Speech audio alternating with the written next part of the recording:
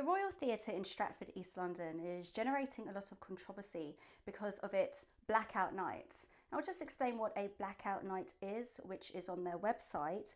So a blackout night is a purposeful creation of an environment in which an all-black identifying audience can experience and discuss an event in the performing arts, film and cultural spaces, free from the white gaze. Now, they also say on their website that nobody is excluded, but at the same time, they are saying that essentially, if you're not black or identify as black, then you are not welcome because they want to be free from the white gaze. Now, I don't see any other way that this can be described other than segregation and racism, because whenever you are excluding someone based on the colour of their skin, no matter what the reasons are, no matter what you say the reasons are, whether you say it's about context or anything else, this is racism. This is segregation. This is the kind of thing you would expect to see in 1950s America. It's the kind of thing that is absolutely shocking to see in 2023 in Britain. Now, the woke view of racism, obviously something that they feel very passionately about. And it appears to be that they think that because white people were racist to them in the past and they suffered at their hands, it is now the white people's turn to suffer at their hands. This appears to be the mentality behind it.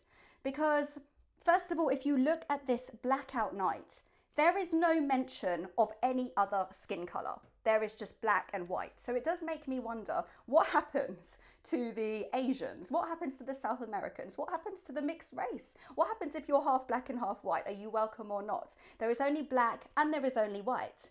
And with this type of mentality, it seems to be that black is victim and white is villain. This appears to be the mentality behind the woke movement. But the problem is, when you are looking at people in this way, when you are clumping them all together as one based on their skin colour, and all you can see is race, all you're doing is you're exposing racism within yourself, because you cannot get beyond the colour of someone's skin.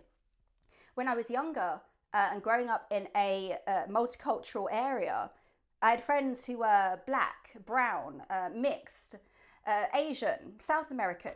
We used to joke about the colour of one's skin. We used to joke about ethnicity. We used to joke about these things. We used to crack jokes and have a laugh about it. There was nothing racist or sinister about it. It was something we did because we felt so comfortable with our own skin colour. We felt comfortable with other people's skin colour. And the idea that there was anything malicious in what we were doing would have been ludicrous at the time. However, the woke movement is generating fear and hatred where none exists. This is the problem. Now, you walk past someone in the street and they're a different skin colour to you. There are people who think, gosh, I better not say anything. I have to be very careful what I say. You can't really make jokes like this anymore. And it's kind of zapping the humour and the fun out of a lot of things as well, which is sad. It's really sad. But to say that we need safe spaces, for example, that people who are not white need safe spaces, and to accuse others of being racially prejudiced just because they don't agree with this type of thing. Again, I think it's just exposing the racism within themselves. Like me and my friends before, we didn't see skin colour. We only saw character and personality. That was what brought us together. But when you are focusing on skin colour, all you are going to see is something on the outside, which is obviously going to lead to divide, because you're not digging any deeper than what you can see on the surface. And this is a problem that the woke movement have.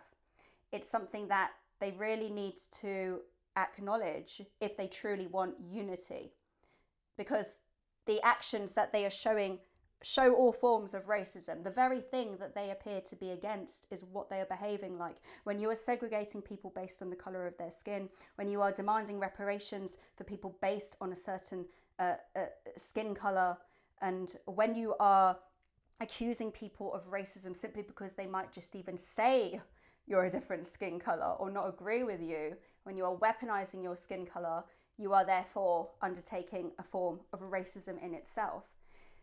I believe that this type of thing, what the theatre has done, is really terrible. It's something that people of all different skin colours and ethnic backgrounds are opposed to. And it's not the type of thing we expect to see in a modern, progressive Britain. We seem to be going backwards because of this movement.